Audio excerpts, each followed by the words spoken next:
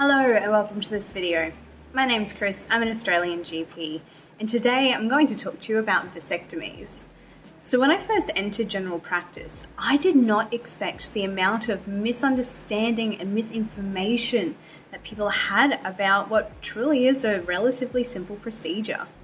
I've now met men and women, but mainly men, who believe that a vasectomy means that we take the testicles from the scrotum, or that they won't have any ejaculate after the procedure, or that their testosterone is forever changed, and none of that could be further from the truth. So I figured it's probably a good topic to touch on, explain, and try and dispel some of those myths. So of course, if you're interested, please keep on watching.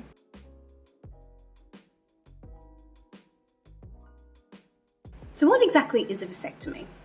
A vasectomy is a procedure that's touted as a surgical, reversible, but permanent contraceptive for men. I take a little bit of issue with the fact that it's touted as a reversible procedure, and I will touch on that a little bit later. But long story short, surgical procedure, contraceptive for men. Other than barrier methods like condoms, there's really no other contraceptive methods available for men at the current moment in the current market in 2023. So a vasectomy is completed by a medical professional, sometimes a urologist, sometimes a general surgeon, and sometimes a GP with extra training in that surgical procedure. Most commonly, it's performed under local anaesthetic, so you're awake for the whole thing.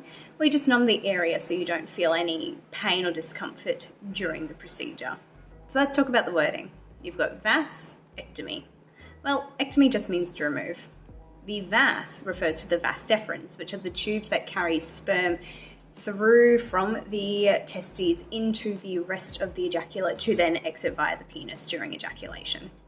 So removing the tubes. We don't technically remove all of the tubes, but it's vasectomy. So the tubes are usually about 30 centimeters long, and we only remove a small amount of that. But again, vasectomy, removal of the tubes. And what this means is that sperm formed in the testicles does not travel up through those tubes to mix with the rest of the seminal fluid, as I said. So you still have an ejaculate, it's just not filled with sperm. And when we're talking about contraceptives, of course, sperm needs to meet egg in the right environment to make baby. No sperm, no baby. Now you still produce sperm. It's not like any of that changes. We're not touching the testicles. There's no hormonal changes. The sperm just kind of gets reabsorbed again because it's not traveling. As for the actual procedure itself, there's really two main approaches, a scalpel and a non-scalpel approach. Really, it's much of a muchness. One uses a scalpel, as the name suggests, to make a 1 to 2 centimeter incision on each side of the scrotum to find the vas. And the non-scalpel approach uses a blunt object to do the same thing. So I'm sure that there is actually, surgical data that indicates why one might be better than the other. But what I'm saying is, long story short, you still have your scrotum that is incised into in one way or another. Once the surgeon then locates the vas, a small amount of it is clipped and taken away. So this is the vasectomy part, the ectomy, the removal. And then either end of the vas that remains is often either sutured or diathermy, that is, burnt a little bit, to prevent those two ends coming together and reforming the tube, because that would be a failure of the vasectomy. This is a relatively quick procedure, and from everything that I've been able to read about it, because again, I don't perform this procedure, it's usually done within 30 minutes. So as for how uncomfortable or painful it is, again, I can't speak to that. However, the literature states that most men only experience mild amount of bruising and just discomfort, and that Panadol and Nurofen, paracetamol, ibuprofen, similar drugs, for a few days is pretty much all you need. So let me make it clear. Vasectomies do not affect your sex drive, erections, or testosterone levels. There are some risks, as with any procedure: bruising, bleeding, failure of the procedure, and we'll talk about that very shortly too, and infection. So let's talk about failure. So the risk of a pregnancy after a vasectomy is about 1 in 2,000. If there was not enough tissue taken, if the ends weren't completely managed appropriately, I don't know how to say that. Basically, if it wasn't stitched or burnt properly, or you are unlucky, because again, you can have the best surgeon with the best technique and some things still will fail, then you will still have sperm that travels through the vas deferens and therefore can impregnate someone. Because we know of this risk, you are not considered sterile or, to have complete contraception on board immediately after your procedure.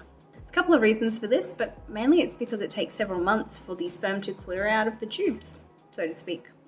Men are often asked to do a semen-analysis, so an ejaculate test, around 3 months after their vasectomy, depends on the surgeon and their preference, of course, to see if there are any mobile, motile, or live sperm in their ejaculate at this stage.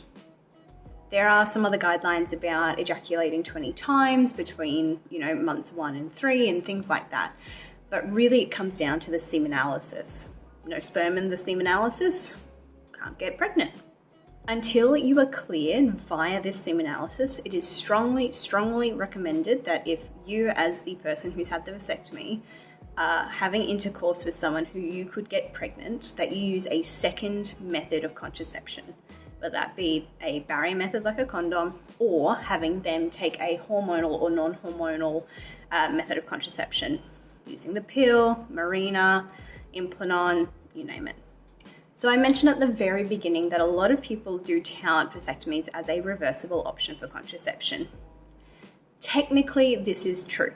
A skilled surgeon, and it's usually, from my understanding, a microsurgeon, as in someone who deals with a lot more small tissue, as opposed to a GP with training or a urologist or a general surgeon who does vasectomies as part of their general scope of practice. Essentially, what you would be trying to do is reconnect those two tubes, connect them up and hope that there's not enough scarring, that there's no complications, and hope that sperm does get through. So really, when I'm counseling someone for a vasectomy as a general practitioner, I am talking to them like this is not reversible, this is permanent contraception. The success rate of reversing a vasectomy has so many confounding factors. How long it's been since the surgery, what type of surgery you had, as in how they actually went about the procedure, the type of surgeon you're seeing, how much of the vas was originally removed, scar tissue, so much. So there you have it, guys. Vasectomy in a nutshell. Pun slightly intended. There's a lot of misinformation out there, but essentially we're removing part of the tubes that carry sperm from the testicles out into the ejaculate via the penis. We are doing it in rooms like general practice rooms, general urology rooms, general surgeon rooms, under local anesthetic. It takes less than 30 minutes for most people, and we like to tout it as a non-reversible method of contraception for males.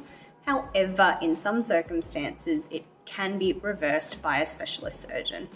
If you have any questions, let me know. If you have any topics you want me to cover, let me know. But until next time, guys, stay safe, stay healthy, and I'll see you in a video very soon. Bye.